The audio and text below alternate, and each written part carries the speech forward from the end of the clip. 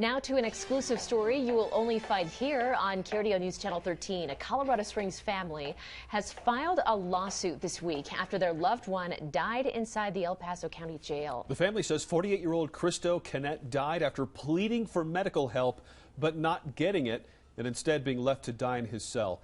In the midst of this lawsuit, new numbers reveal the El Paso County jail is the deadliest when compared to jails in the state's 4 other largest counties.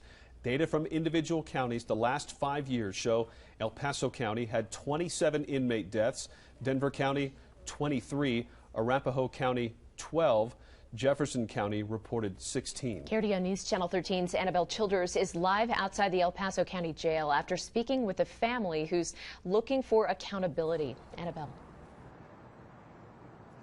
Yeah, Cristo Canet's family says Cristo was clearly in need of medical help while he was here at the El Paso County jail, and they believe that his death was 100% preventable. They're now suing the El Paso County Sheriff, who oversees the jail, the El Paso County Board of Commissioners, and WellPath, the medical company used here.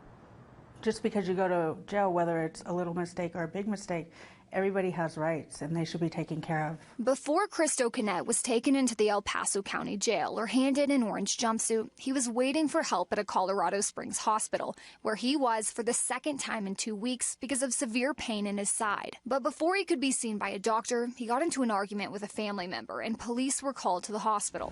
Canet was taken to the El Paso County jail on an outstanding warrant. Once there, through this surveillance video inside the jail, you can see Canet wincing and holding his stomach. He asked for a nurse. He was moaning so loud in pain that the deputies could hear him outside the door.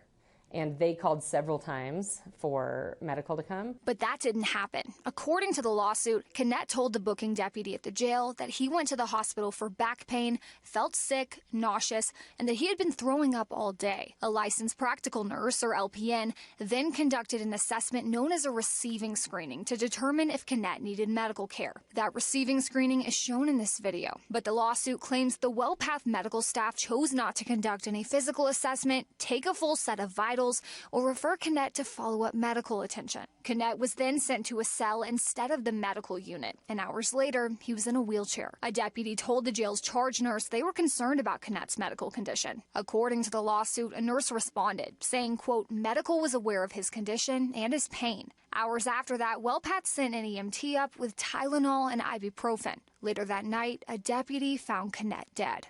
The coroner determined he died from a perforated ulcer, causing him to bleed internally. There's a disturbing pattern, as we all know, in El Paso County Jail specifically, where we have seen death after death over the last couple of years. What do we want? Justice! And if we don't get it, shut it down! Inmate deaths in El Paso County have led to several protests, like this one in December. In the last 5 years, El Paso County has been sued 4 times for a jail death, and 27 inmates have died in the El Paso County Jail. 3 of the deaths were reported as homicides, 4 as accidents, 6 as suicides, and 14 as natural, which is how the El Paso County Coroner's Office classifies the death of Cristo Canet. Natural is anything that you die of that's like part of your body. Whether it was preventable or not doesn't determine whether it's considered natural. This lawsuit alleges those inmate deaths are the responsibility of the defendants, as Cristo's family demands accountability. It's horrible that, we have to live with that. His family, his son, his nieces, his nephews, all of us. We reached out to the El Paso County Board of Commissioners, the Sheriff's Office, and also to WellPath for comment. They all said they will not comment on pending litigation. Reporting live at the El Paso County Jail, Annabelle Childers, KRDO, News Channel 13.